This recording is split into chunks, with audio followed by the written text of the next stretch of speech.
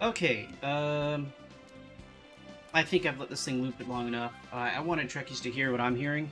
I just kind of lightly rewired my setup. So my hoppage was giving me connection issues because I routed all of my HDMI through my new sound system, my sound or home theater, and that is kind of a new addition to the setup. That caused things to act weird, and I'm just stress testing this thing before the competition's showcase, which is coming up on January 14th.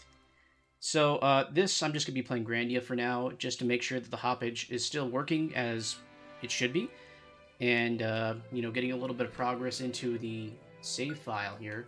Do I even have an old? Yeah, I don't even have an old save file here. I probably, you know what? Let me turn off the Saturn, and I will shove in my memory card or memory cartridge or whatever you want to call it, real quick, and then we'll actually get started on the game.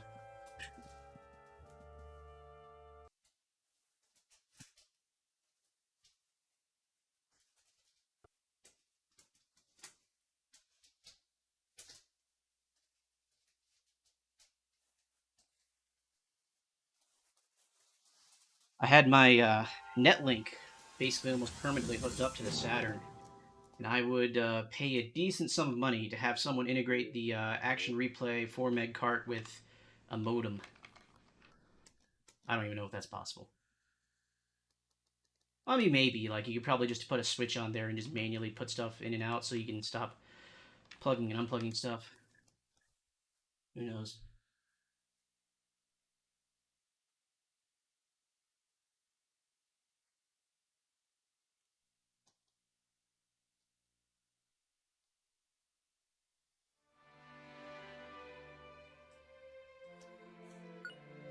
Oh, it can see a memory file now. That's probably on my, whatchamacallit. Wait. Oh, system RAM. Backup RAM. There we go. Salt Ruins. I can save myself an hour of time.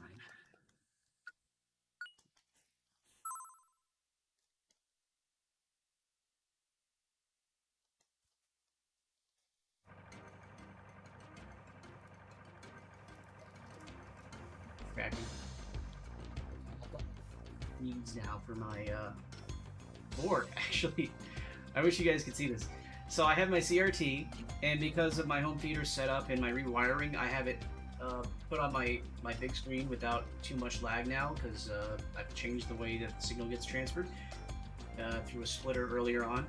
And also, I have my Twitch live feed and my OBS feed. I'm looking at the same thing 4 times in a row, with slightly different levels of lag involved. And believe it or not, OBS is the slowest one here. It's basically matched with Twitch. How is A a menu? Okay, that's weird.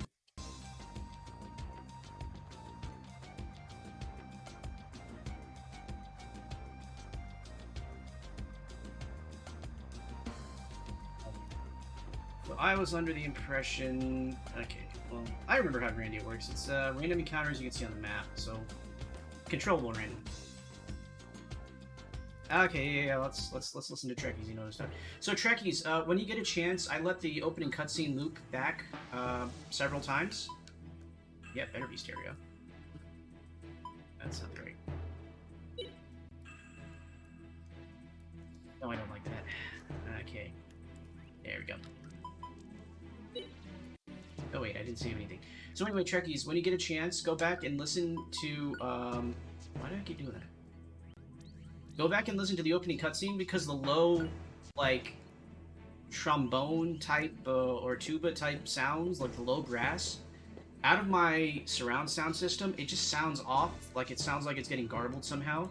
And I don't know if that's just encoding and that's just the quality of the video and that's just what's possible for the Saturn, or if I screwed up my wiring somehow and my cables are like high frequency passing something, or maybe I just have a bad patch or somehow. Probably not the last one. A is supposed to be action, right? Okay, C is still action. What's going on with that?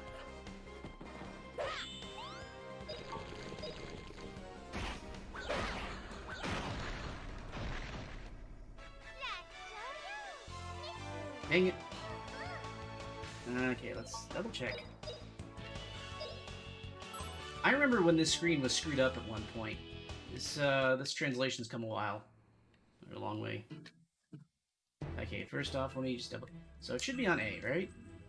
So if I press C, menu comes up. But apparently in battle, I still have to press C to select a action thing, whatever.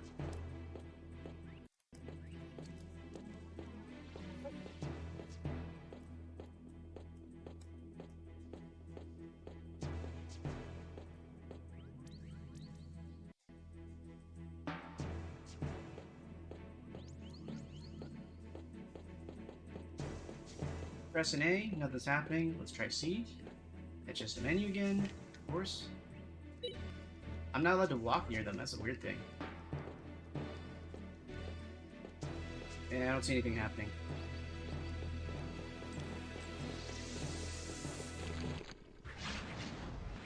I might have heard it already. I might have grinded this place out pretty hard, like a year ago, and my save file on my part is just that old. You see, that was me pressing A, now I'm pressing T. Yeah. Well, I mean, last time I showcased your game, it was basically the beginning, and I was spending like half an hour just trying to get to the first battle. So I'm trying to get closer to a dungeon boss or something so I can play that for the showcase. And I gotta do something similar for Walking Rotor and Lunar and all the other guys.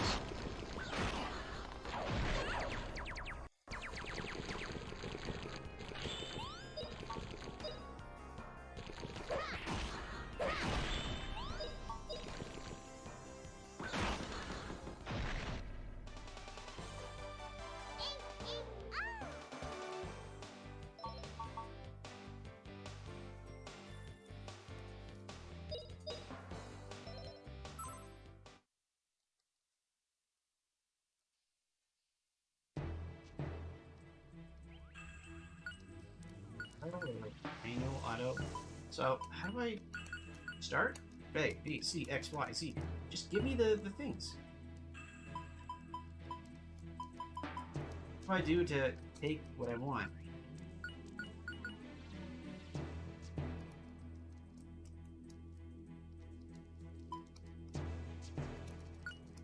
So A is not doing it. Let me see. Manual. If I press C, give item to Justin. No, suit. Oh, my inventory's full. Let me just use it on Justin.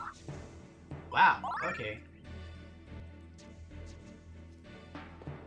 I didn't know you could have a full inventory in this game. Let me see.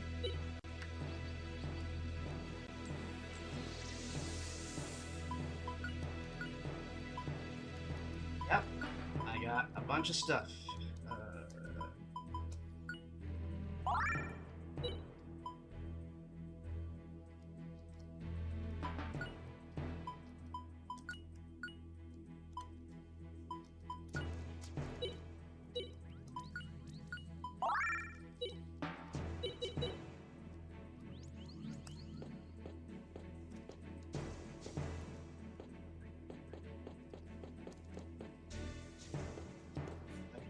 That dialogue already.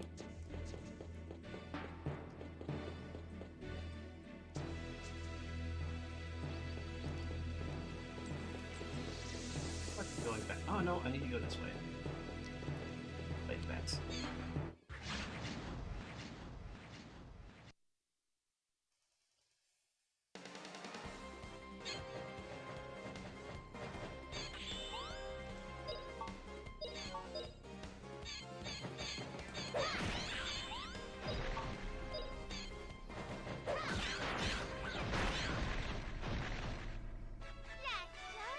Oh crap. So, for those of you that missed my massive 12-hour stream, I was raising money for a formal hospital for children. Streamlabs bot is still advertising for that. I mean, feel free to donate more money to the hospital, but I think I might need to disable that until next year's Extra Life. Turn that off.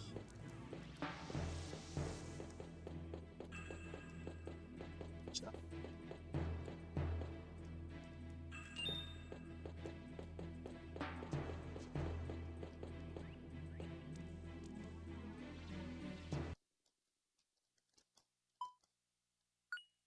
Yeah, the C button still does all the decision making here, so I think that A and C switch is only for normal in-game stuff, and the menus are hard-coded.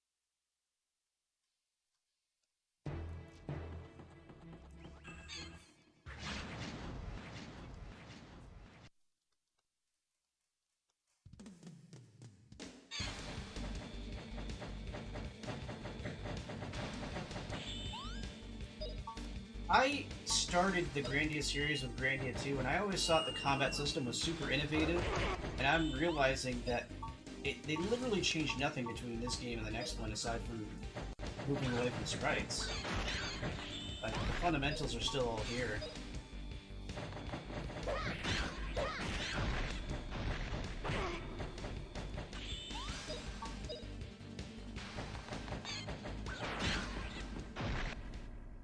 I think the only difference is like in Grandia 2 you equipped different like spell enabling crystals or whatever they were, and you poured points into them. Or oh, I don't know if it was crystals. Maybe I'm thinking of something else. But you had this like action point system or whatever that you would pour into improving certain skills. I forget exactly how it worked.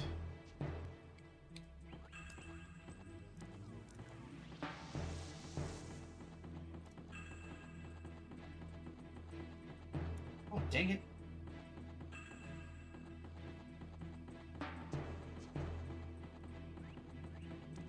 It's kind of interesting seeing how this map is working. I believe that, with, if Xenos wanted to make some assets like this, this is perfectly doable for one of us to handle. Because these are all look like they're just billboard sprites with uh,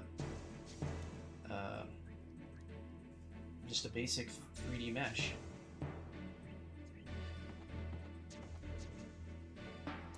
I mean, obviously the menu and combat system and dialogue system would be... It's the overall mapping system I'm realizing is very doable.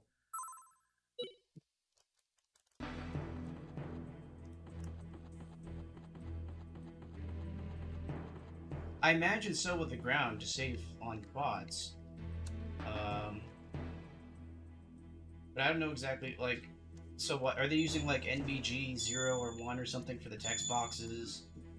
And then like RGB 0 for 1 or 2 floor planes or something like that?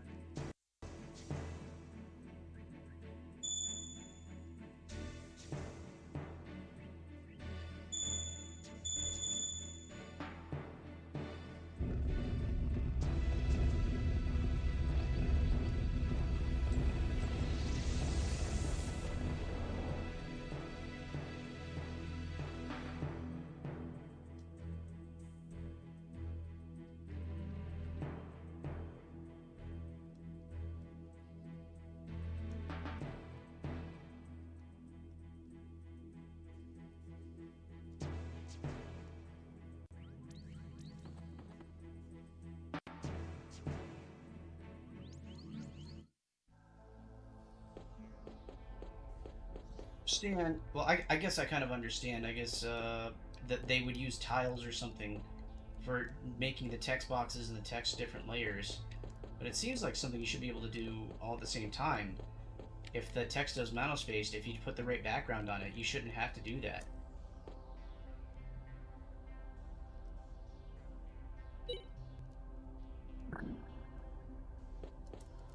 This whole thing's gonna be like a puzzle, isn't it?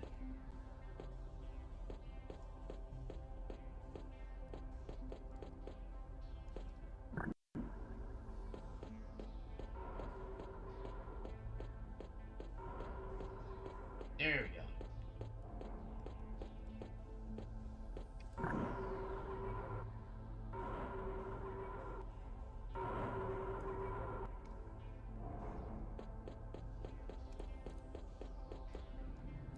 This is a real proper dungeon with puzzles and stuff. I wasn't expecting that.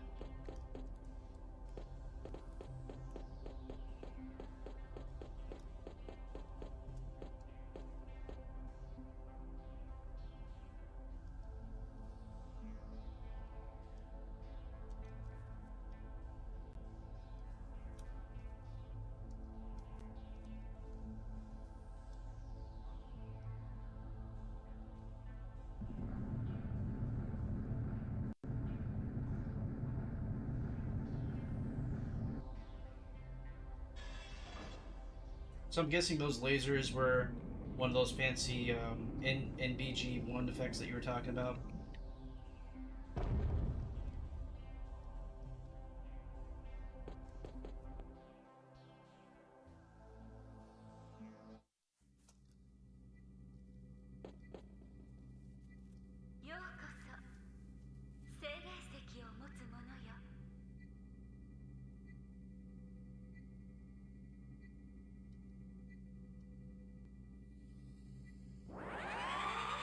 So that was Japanese. Are we supposed to understand what she's saying, I think?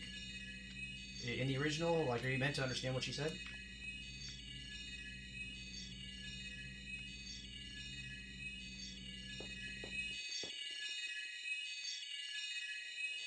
Ah, okay, okay.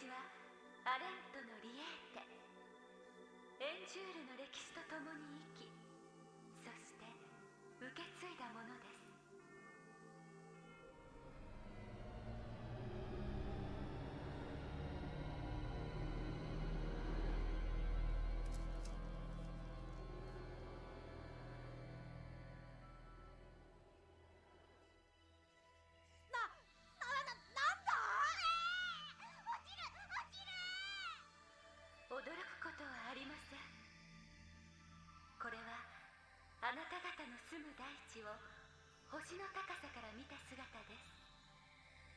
さあ、聞かせてください。あなたは何を求めてこの扉を開いたのですか？そんなこと突然聞かれたって。あ、どうして知ってんだ？俺が精霊石持ってるって。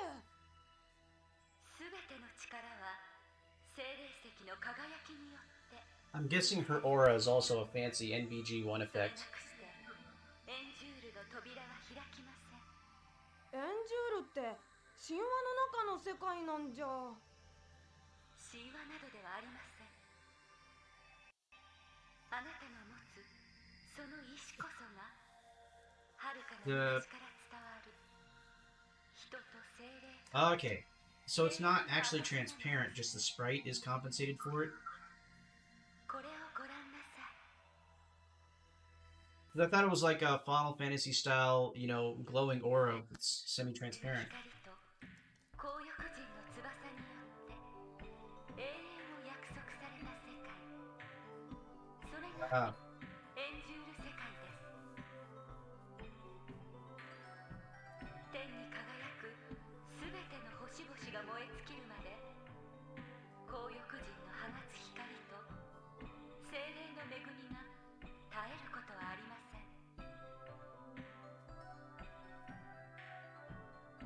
that cutscene says lest. Shouldn't it be lest? 精霊の祝福を受けて以来、人々は原初の束縛より解き放たれ進化への道を歩み始めたのです。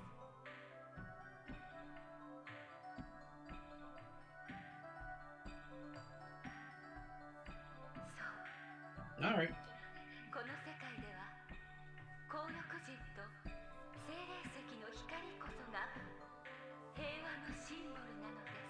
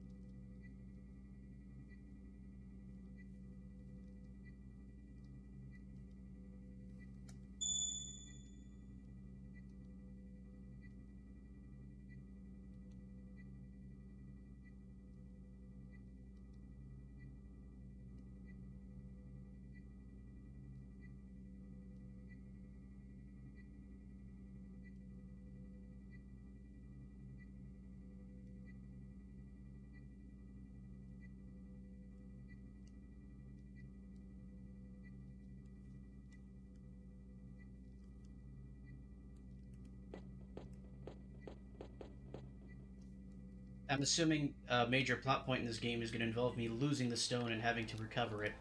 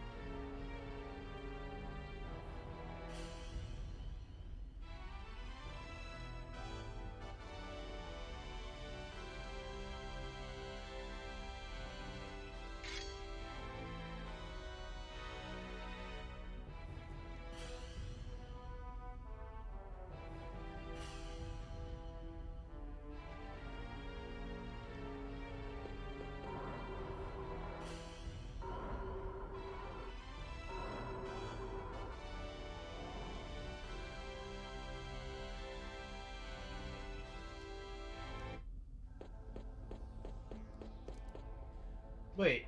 So... Wait... Okay, I'm guessing there's 3 exits to this room, which makes sense. They're stuck over there. But we came from this entrance, so where did they come in from?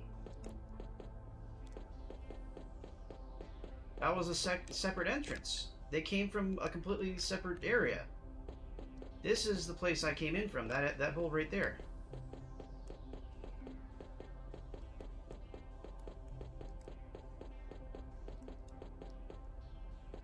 Oh, wait.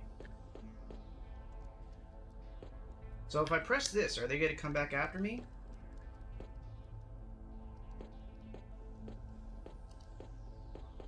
Do it, but... Oh, wait, maybe it's C? Nope. Okay. Well, I guess that's convenient for the plot. It also means I've completely explored this dungeon.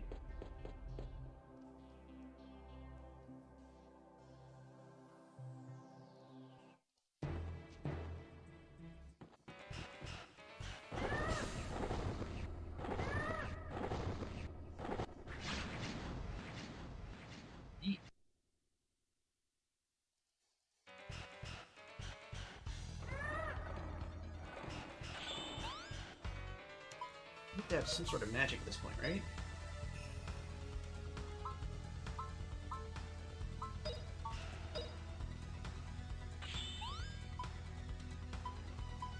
Tactics? What's that? Oh, okay, that's the AI.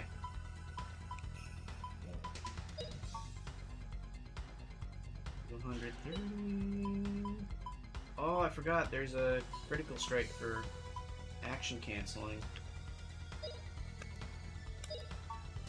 Psych and slash.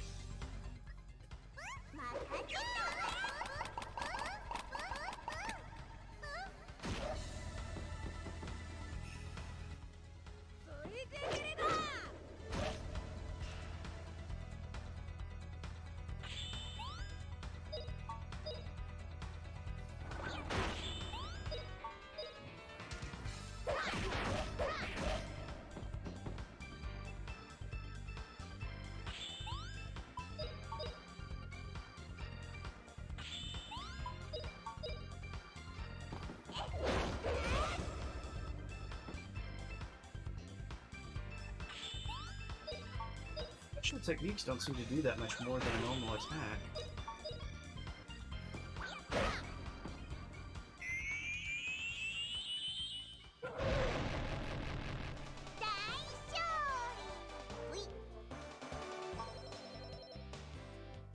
These 90s games are not epilepsy friendly. I think I overleveled for this area.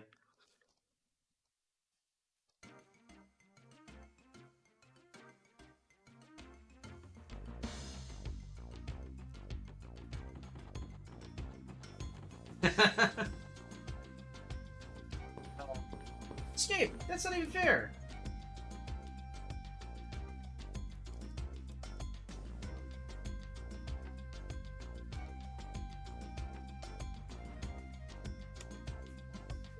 All of a sudden, everyone's got to tone down the visual effects.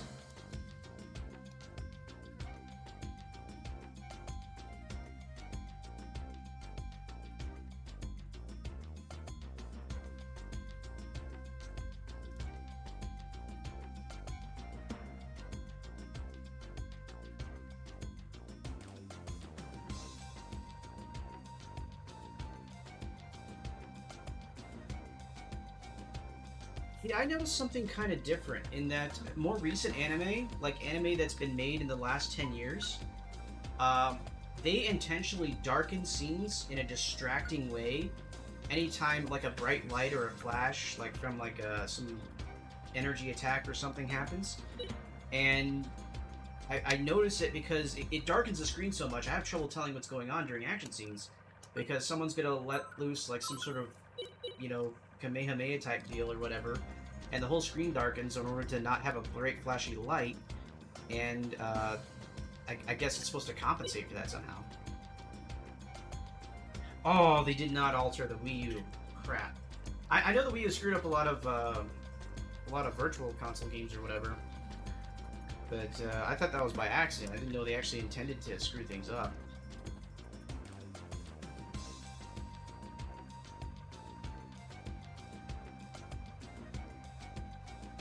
Fight Plan original hardware.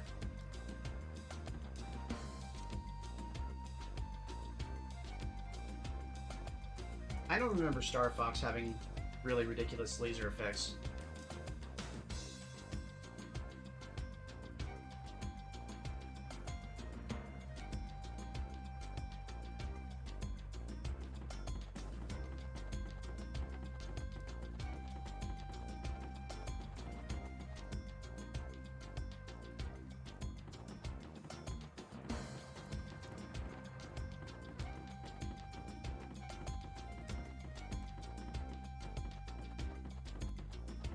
All my free stuff.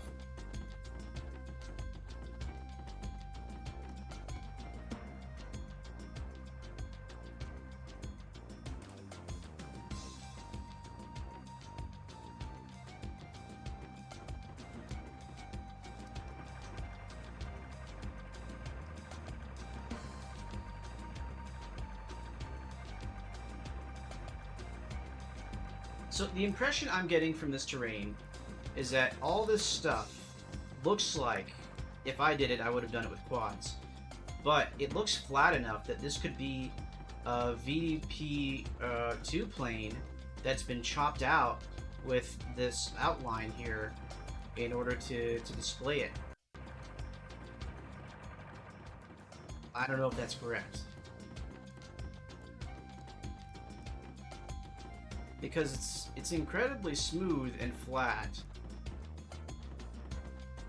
Oh wow. And they do some sort of weird window effect where they can display the bricks down there and the grass up here. And I'm guessing the walls are quads. It's neat. I would have been too lazy for that. I would have just made really big quads and tried to subdivide near the edges of the screen and hope for the best. Where the heck do I go?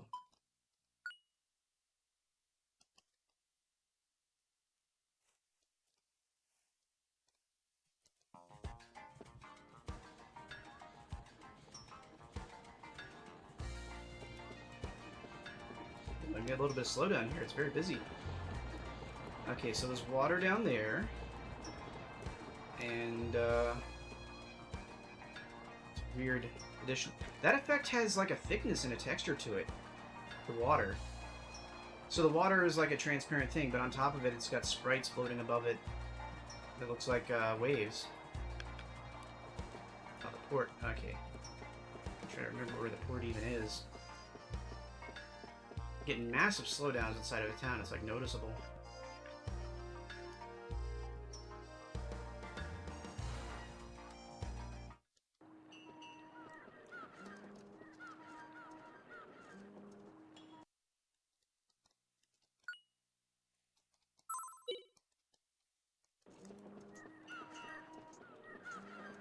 Oh, I see what's going on. It's just a wavy effect on a VDP2 plane.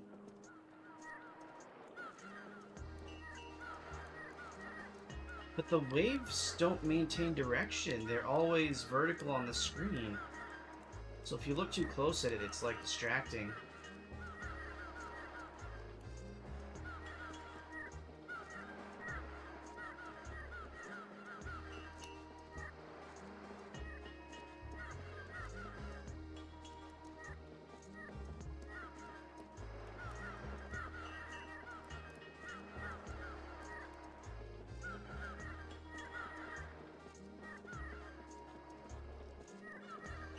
For that I can do, so let's continue on with the story.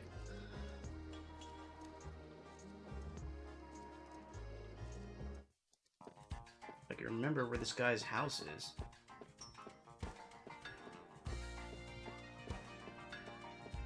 No, that's Gantz.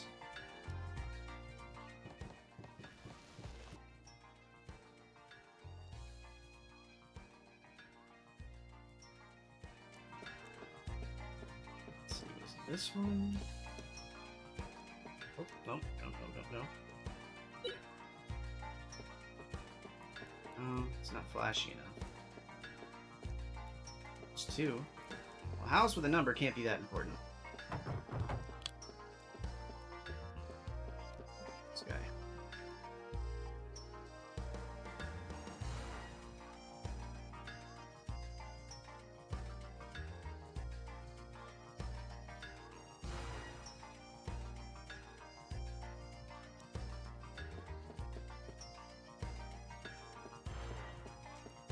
I remember having to look around here for a sword. Or a shield or whatever. Huh, okay. Let's, here, I'll display it so people can see it real quick. Oh, it's a YouTube video. I don't want to, like, freeboot someone's YouTube video, so I'll just, copy a link over into the chat. But that's the change that Trek is talking about.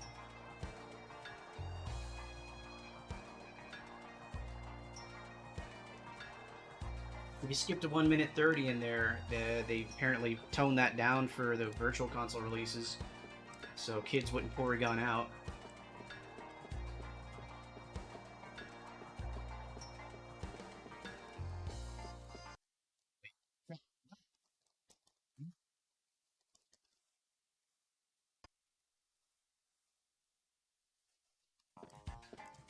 Same spot, am I? You know, maybe I need to... Okay, follow the arrow, right? The arrow knows where to go. Dang it! No, I'm supposed to have dinner with my mom.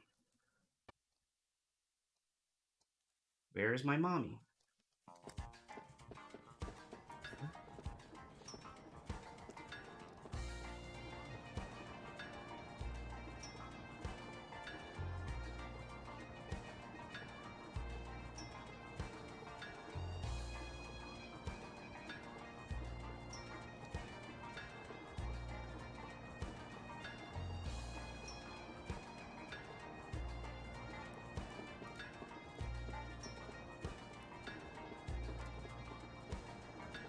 Wait. That compass is rotating. It's not telling me to go anywhere specifically.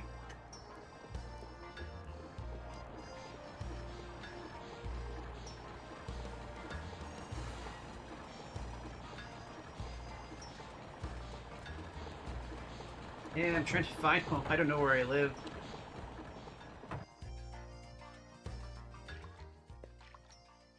Oh, pick up the lobster.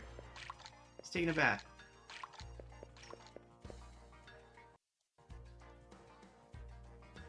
Okay. Well, let's go find the fountain then.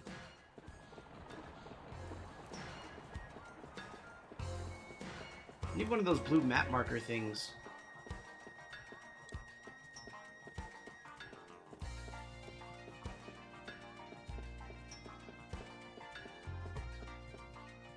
Other side of the bridge. Okay. Let's go back the way we came. Nope. Back.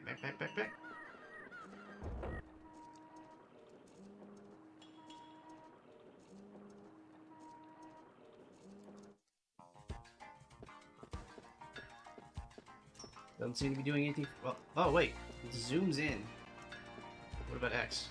X does it. All right, neat. There's the fountain. So probably that building with the blue roof. That seems unique enough.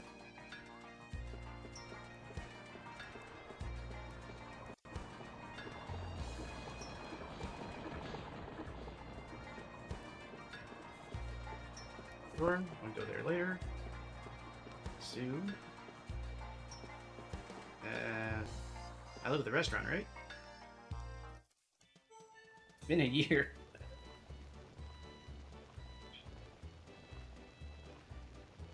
Oh, this is gonna be another dinner sequence, isn't it?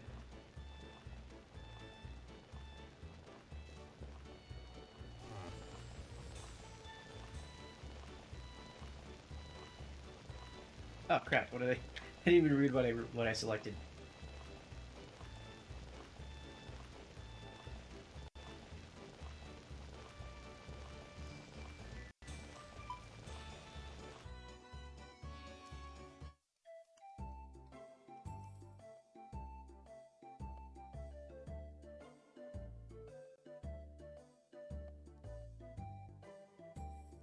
So I'm not familiar enough with the whole Grandia lore, but in Grandia 2, there's giant chasms in the world that you have to fly over to get to a different continent because the Grandia saber crashed into the planet.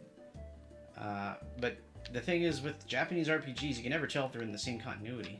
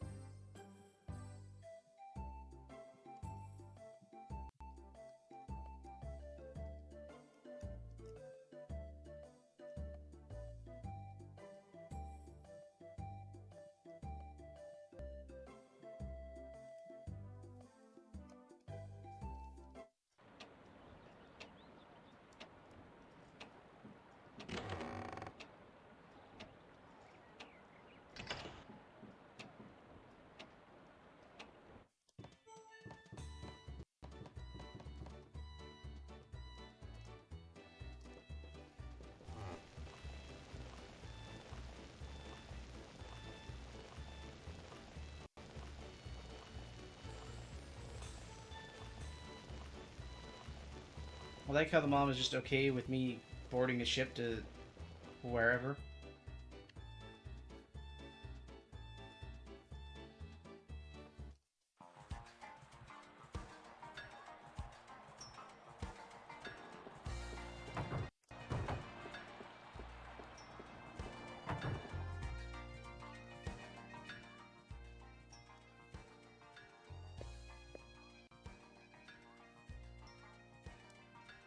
Yeah, let's try to offload some of these extra things.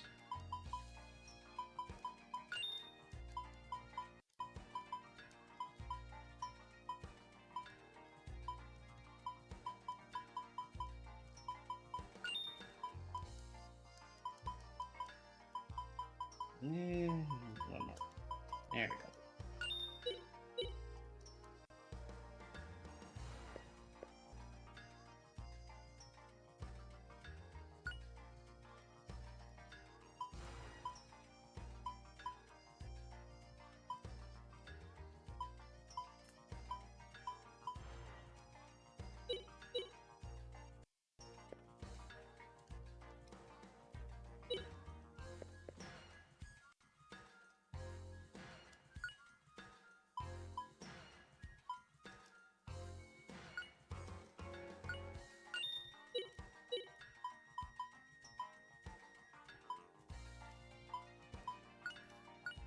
What?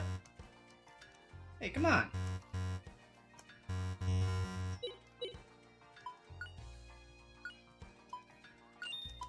Her inventory's full.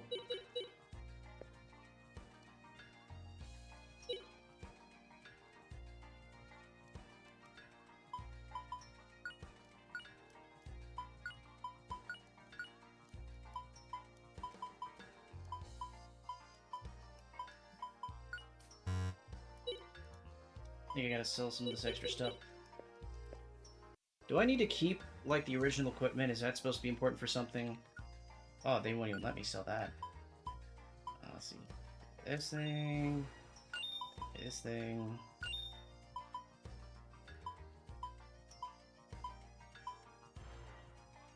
How do I stash it?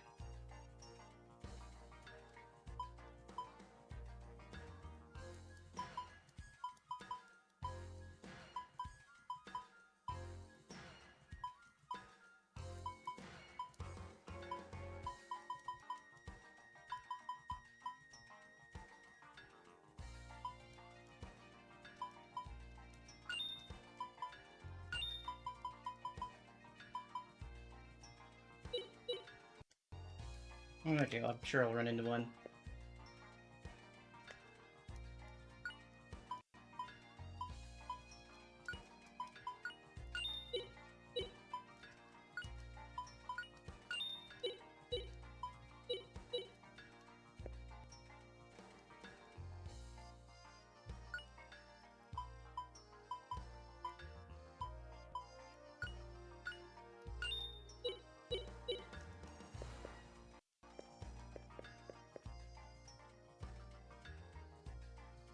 That's not a stash.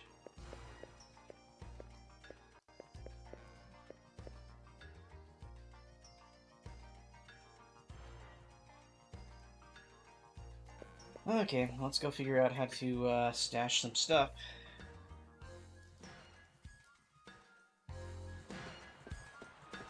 Slowdown is super annoying me.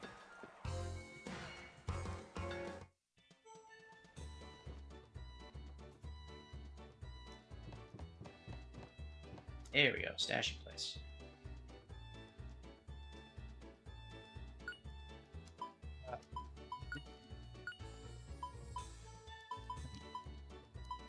Everything else. Oh,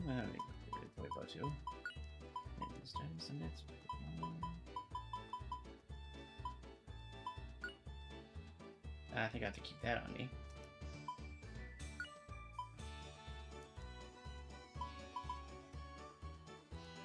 Banana. Oh, it's only 12? I should have sold that.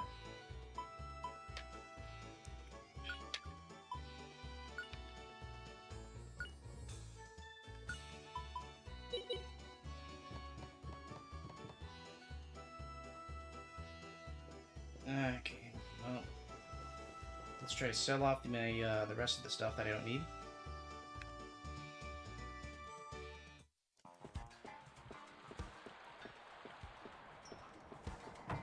Just seeing the banana item, my first thought is now I want to go and do a long play of DK64. I'm not sure why that's the first thing my brain goes to. Sure. 1, 2, 3, and a first aid. I only got 74 gold. I don't think selling any more is going to help me.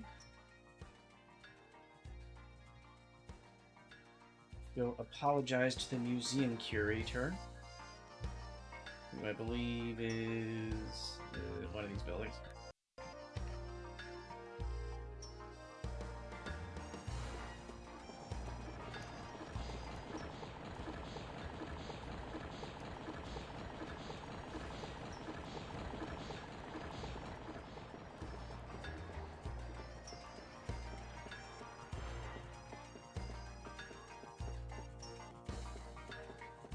Or just go straight on the boat, I don't know.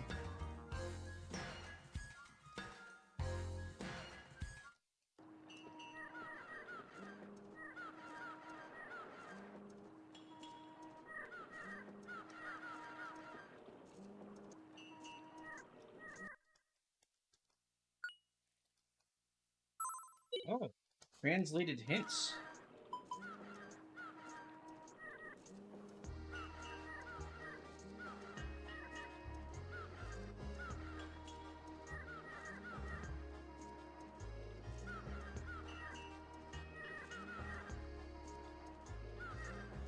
Hmm. Okay, so I'm meant to go over here. He won't let me in, so I gotta find a way to sneak my way in. Oh, not that way.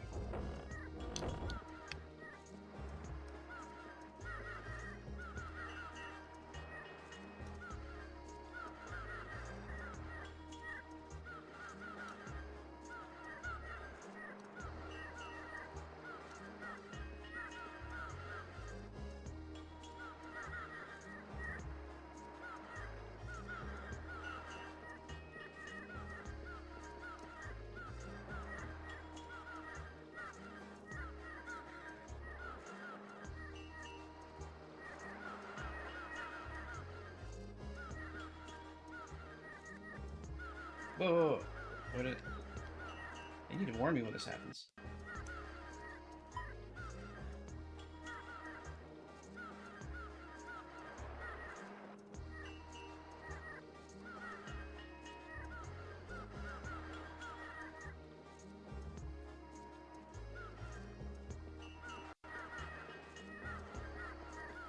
Okay, let's go find info on Jin.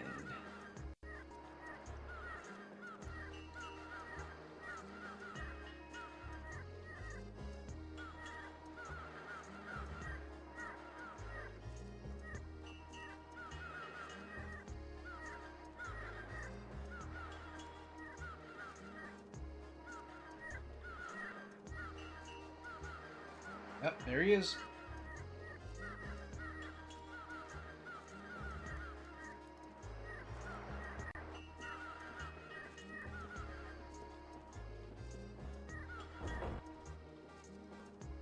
Okay, I, as a presumably young teenage boy, go hit up the bar to talk to old strange men.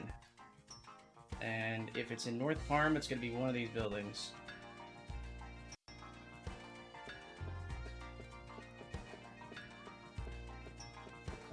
Yes.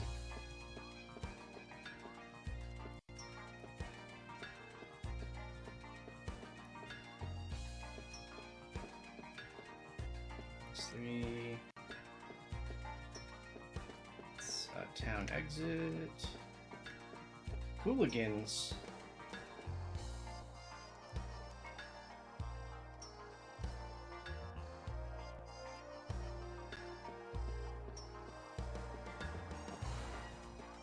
Fenced in there. Okay, well, fenced in.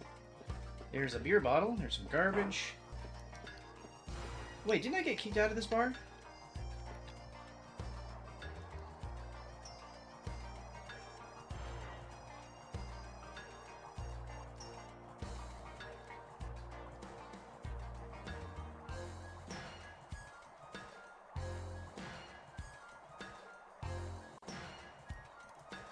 Back to the harbor we go.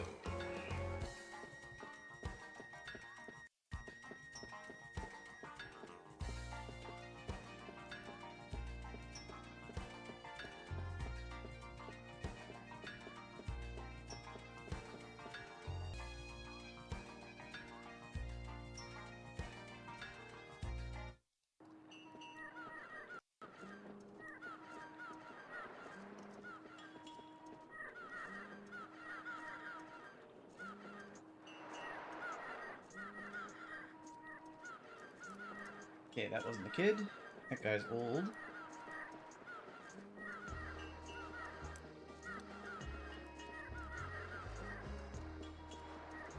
These barrels are suspicious.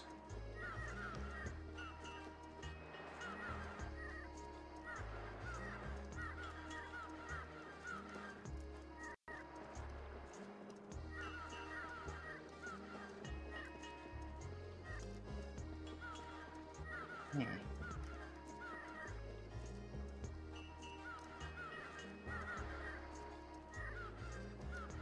That's not a kid. I thought you said some kid took him.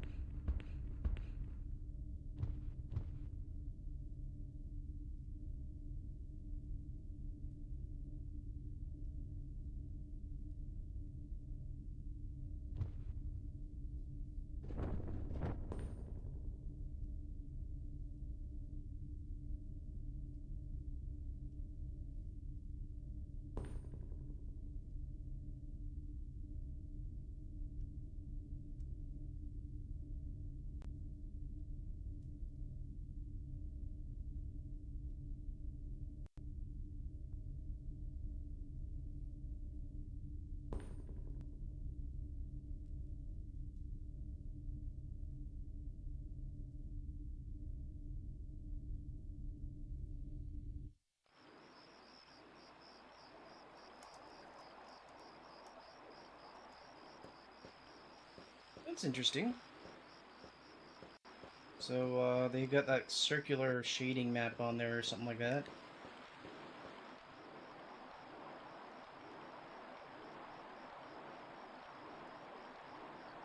Of course, that little tile there is fully bright. I don't know what's up with that. Oh, I think that's probably on purpose. Okay, there's the bar, there's the bridge, there's the house. Okay.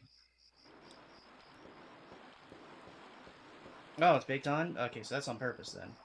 I thought they had, like a little go-rad type deal where they darkened everything except that spot.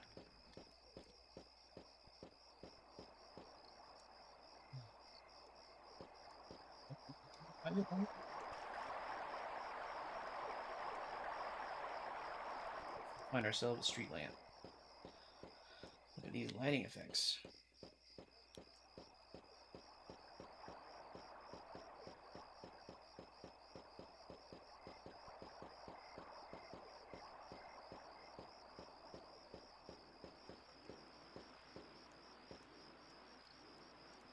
Does it do halfway? Nope, just on or off. Neat.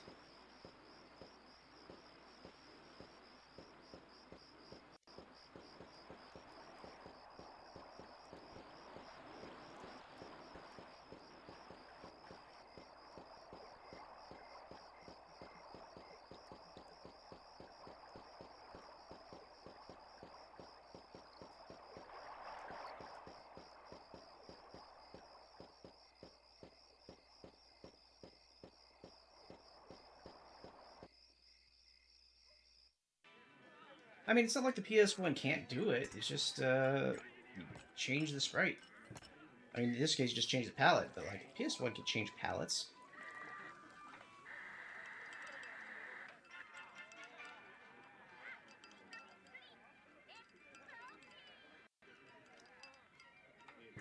Oh, but the effect that we're talking about is the player sprite itself, which is... Yeah.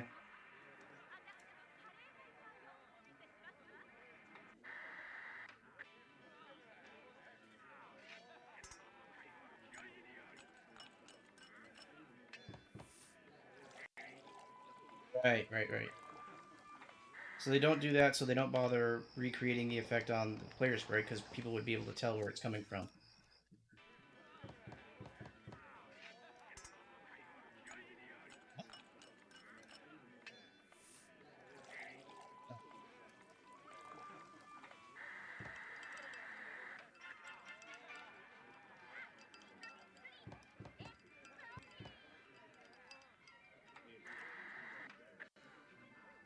Wait, how much so it's half a mega VRAM, and Saturn has a whole mega VRAM. Well, split between two chips, but basically a whole meg.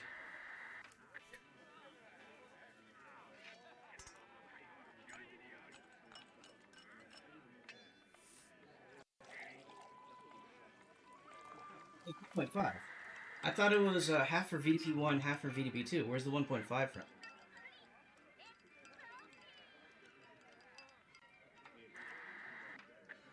Oh. Yeah, I never really counted the frame buffers. Oh, that's nasty. Why would they do that? Well, I guess it makes it easier probably to directly manipulate it if you wanted to draw something directly on screen. Yeah.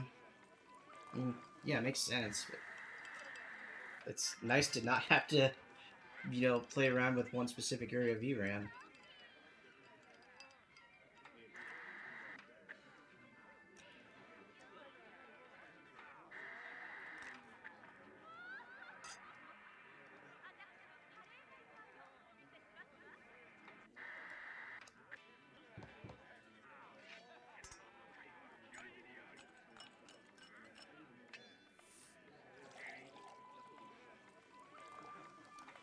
So, that sound effect is someone changing a radio. We have radio in this setting?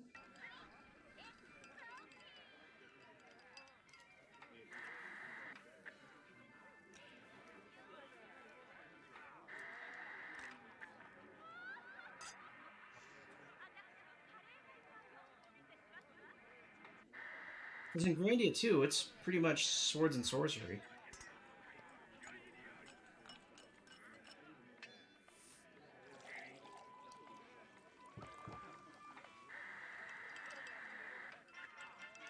I get the feeling I need to go to Lek Mines.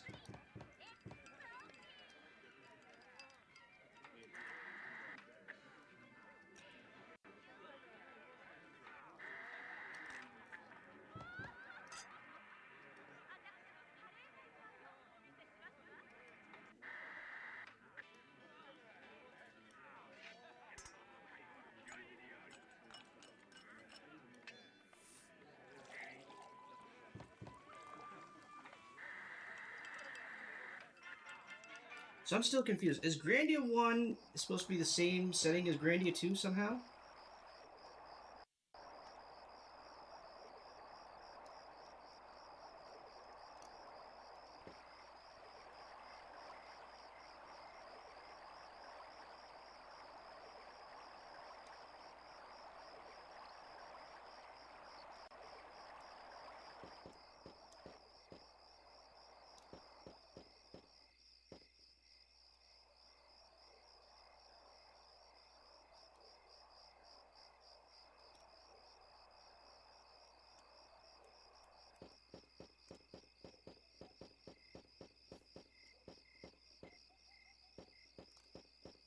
I go to the train station. Where is the train station? Is there a train station?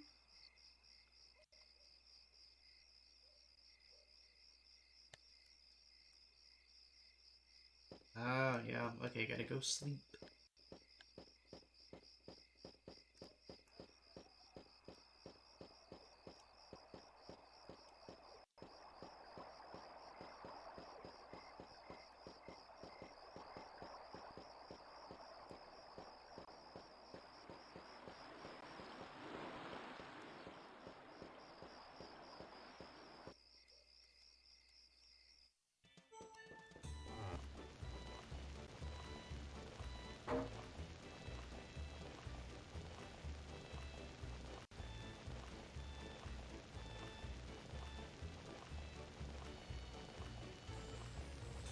Well, CPS on you.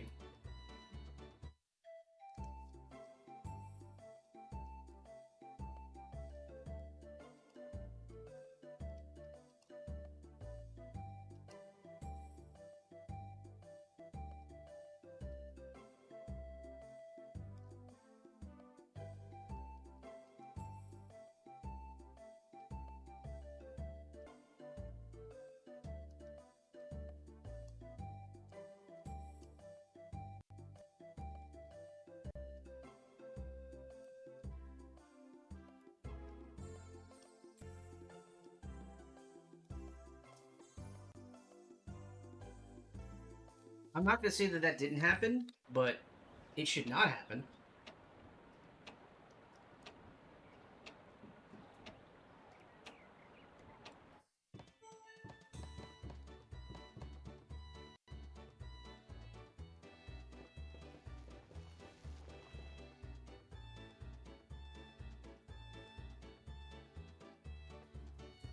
I lost my entire mind. She told me just now how to get to this train station. I totally forgot what she said. Boy. I guess I'll wait for the compass to start spinning faster.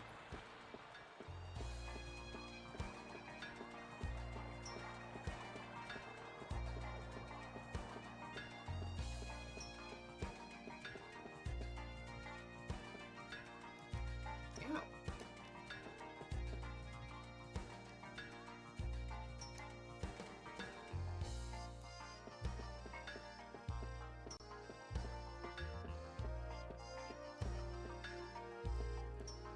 I choose to believe you because you've spent probably way too much time on this game at this point.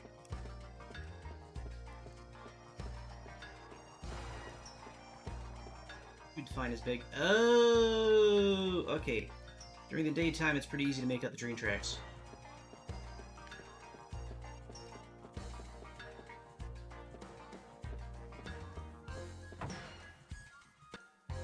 This is a house. Someone built their house so that the second floor literally is right on top of these train tracks.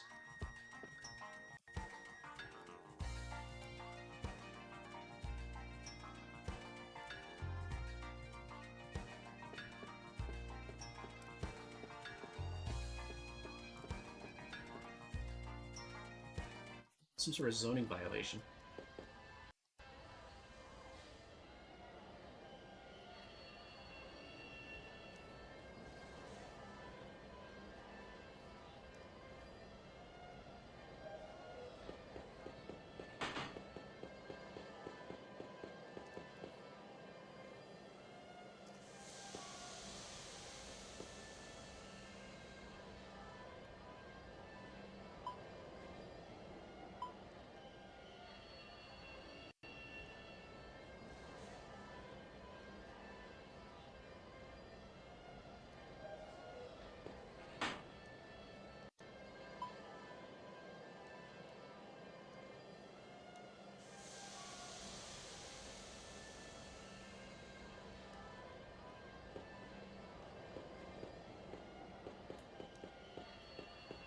I was trying to buy lunch. It's a long train ride.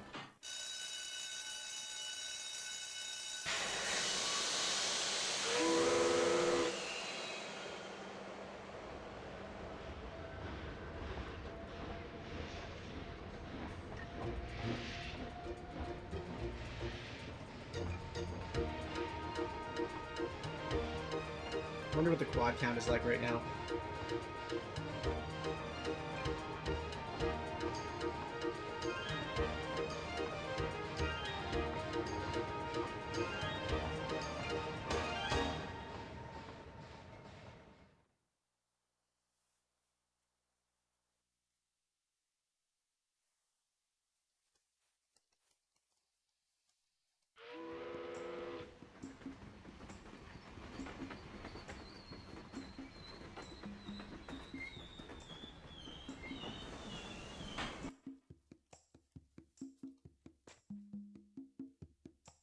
I swear I'm getting 15 frames right now.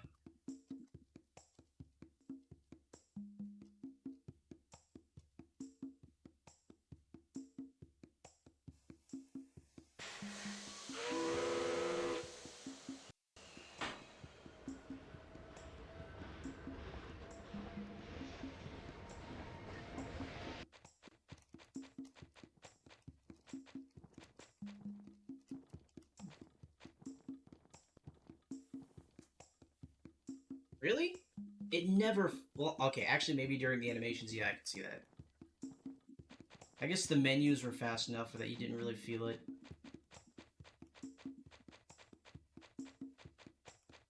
Oh, dang it. Oh, wait, was I supposed to do that? Guess I was.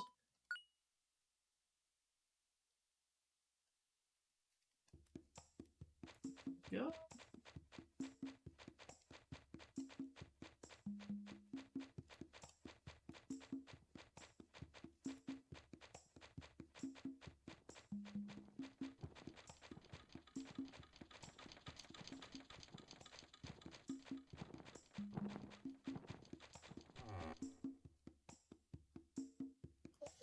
Okay. That's what makes it tolerable.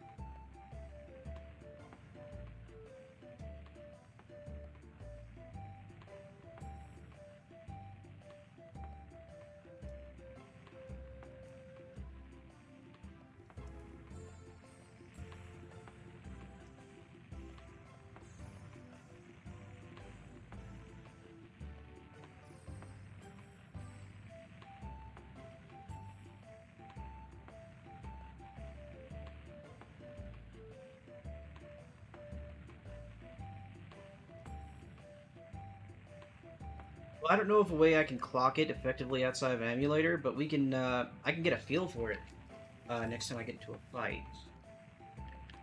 I try to pay attention, but it didn't feel 60 frames smooth. Especially during the hits. The hits definitely hit a slowdown. I don't know if it's for effect.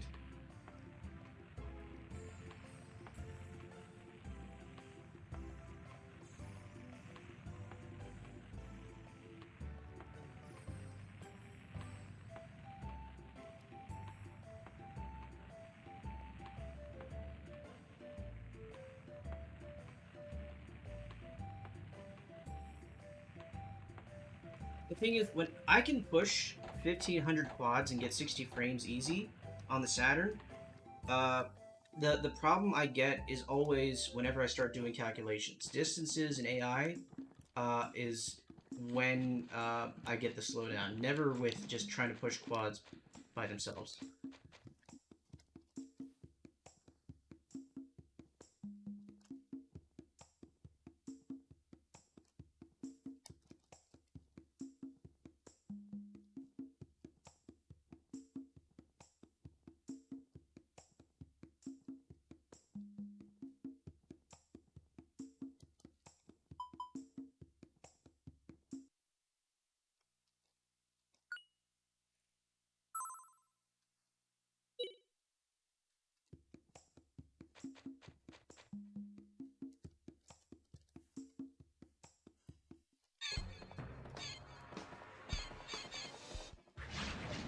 This is smooth.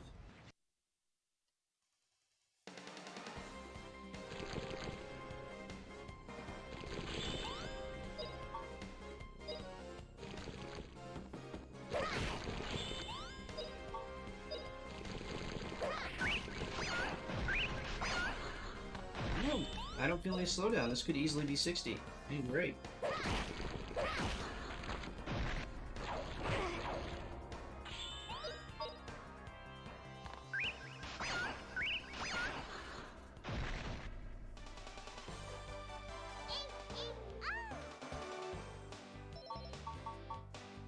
It's a little bit jarring even, going from how smooth it feels right now to walking around on the map.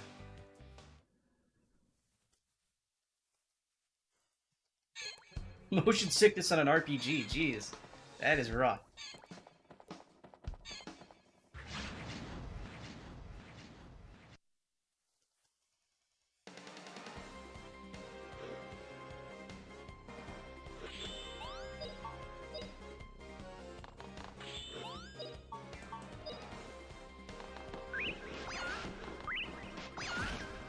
Oh, I screwed that one up.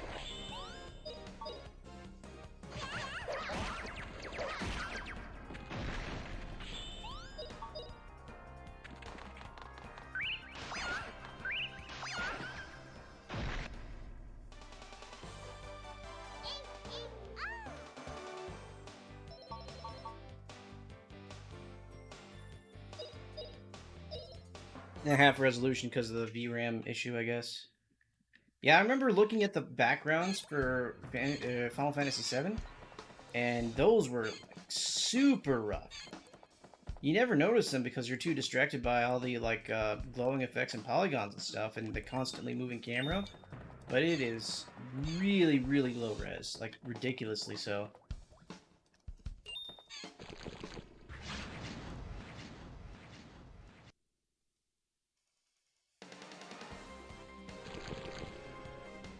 To be honest, I was never graphically impressed by Final Fantasy VII. I don't know why people, for the Saturn PlayStation comparison, they always seem to bring it up, but like the only difficult part was the semi-transparent stuff.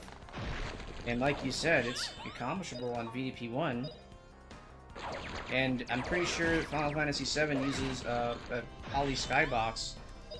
In fact, I'm certain of it now that I'm remembering how it looks. So, same thing I use in Blue Skies.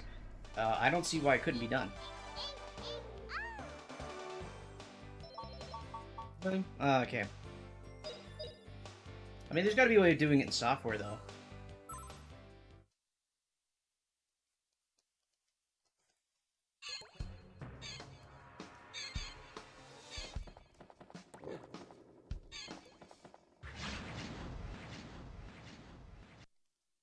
Okay, yeah, because they have layered transparencies with like multiple auras whenever you're casting a spell or whatever, or doing some fancy stuff.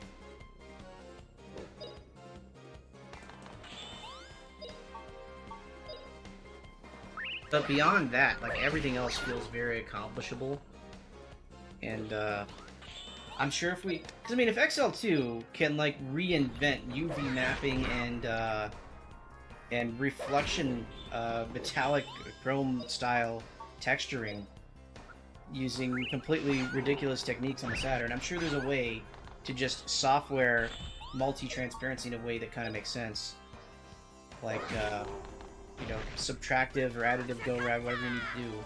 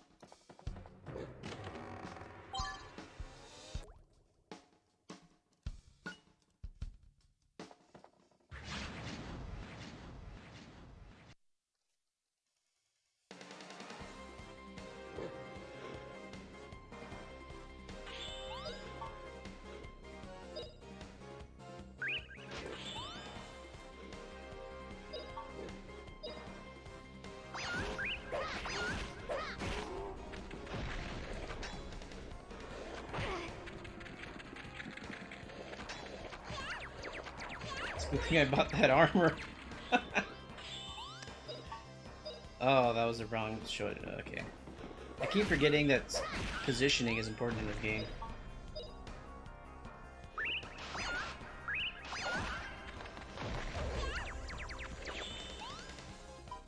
Am I too late? Yes, I am.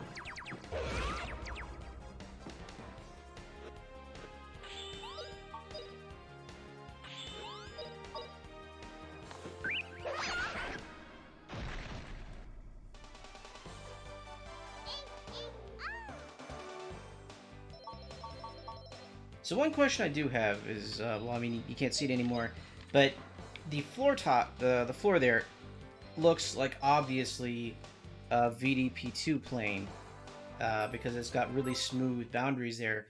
But there's no reason to have walls there. You're not like running into walls, so why not have the whole thing VDP2? Because the walls look like they're like VDP1 quads. From how sharp they are. Yeah, in battle. Like, the whole thing could just be a flat plane. There's no reason to not do that. We can do another fight, and I guess we'll, point it out. Yeah. Okay, so the whole thing's VDP2 layer, which makes perfect sense, but then why do they choose to make the walls look... I guess to make it match the environment. But I'll point it out. Those walls look like quads. So, yeah, it might be VDP2, and yeah, sure, I buy that, but why not make the walls look smoother like the ground does? And do like a proper pre-render of a cleaner looking environment.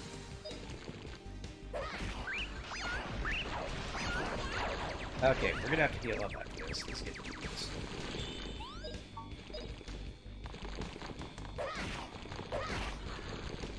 Yeah, okay, so it's just to match the style, and sure, fine, yeah. Good enough reason, but...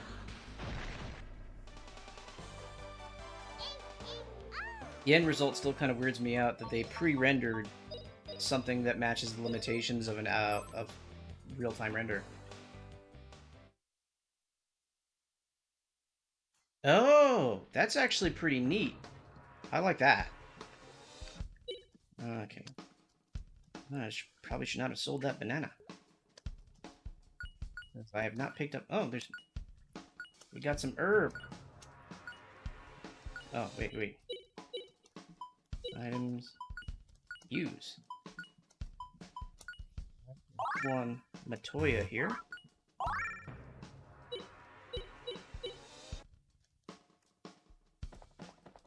So they just copy the state of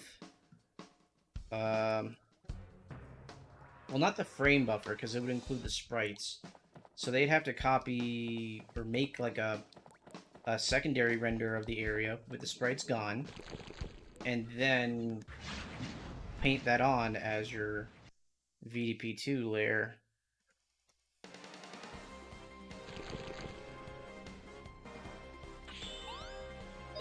Okay, so they know what it's going to look like, and they just pre-render it properly and do it that way.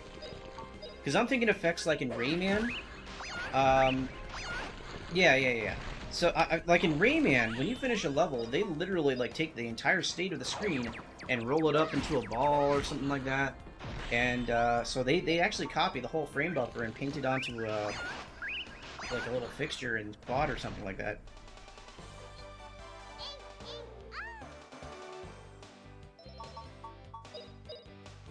Really though, because in Rayman, like they take the whole screen and they roll it up into a ball and it bounces around, and the ball looks like it's made out of polygons somehow.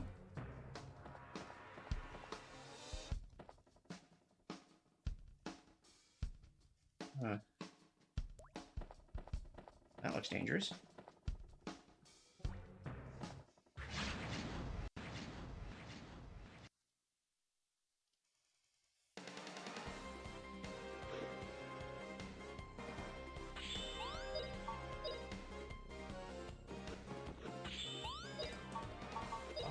Keep making these bad decisions. Okay.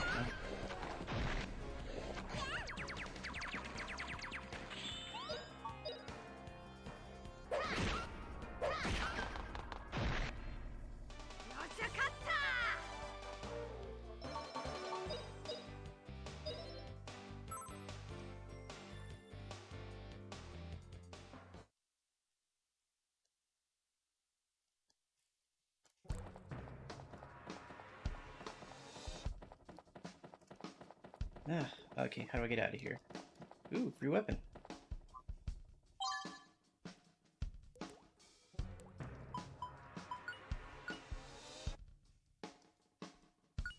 It doesn't look like it's worth it. I'm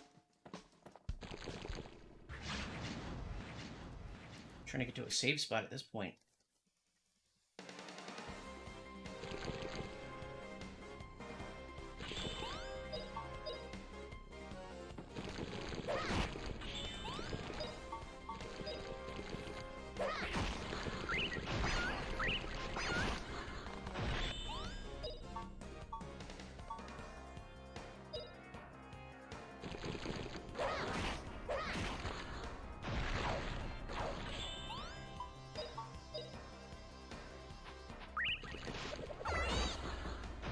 Nice shot.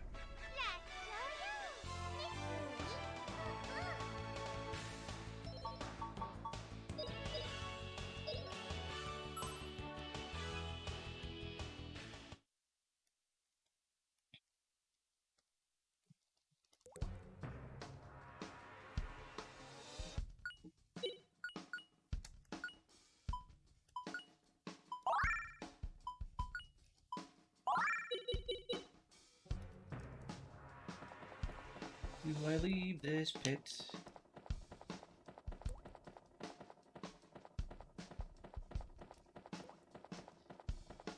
Oh! I'll just jump here. Oh, wait, no. I want the other one.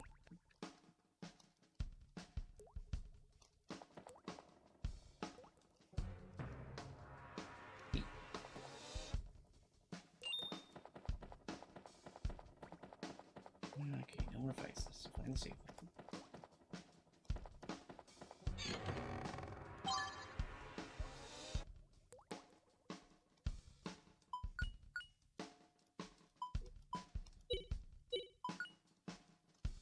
I wonder...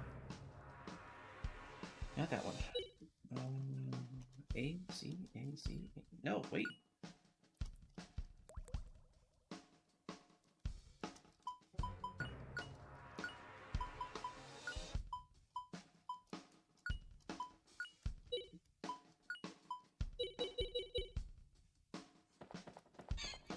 Let's try not to get ambushed before I get to a save spot. That is not what I'm looking for.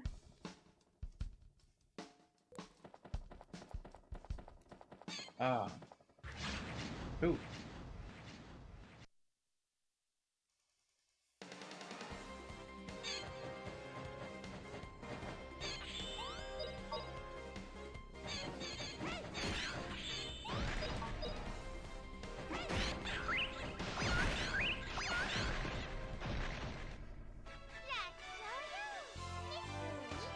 Yata.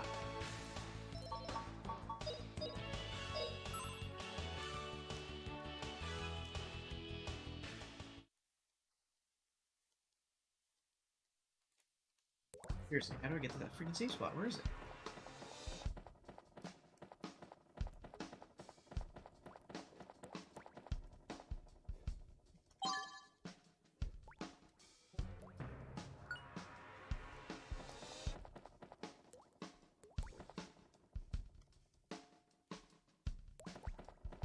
Ooh.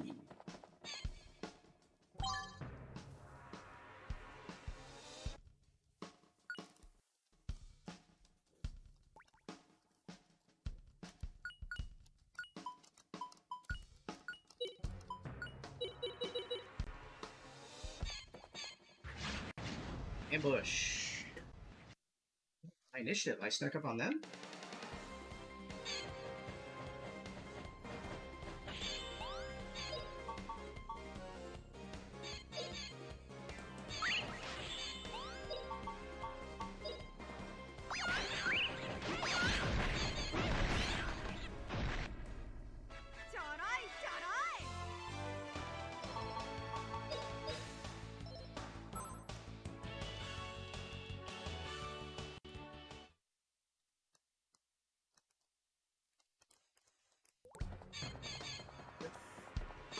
There we are, finally. Okay.